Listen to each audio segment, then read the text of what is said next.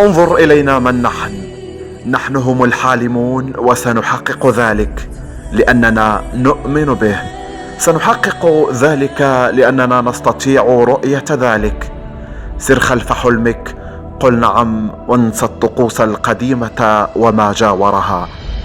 المنتخب المغربي رابع أقوى منتخب في العالم، إنجاز عظيم سيبقى ذكرى على كل لسان عربي وإفريقي.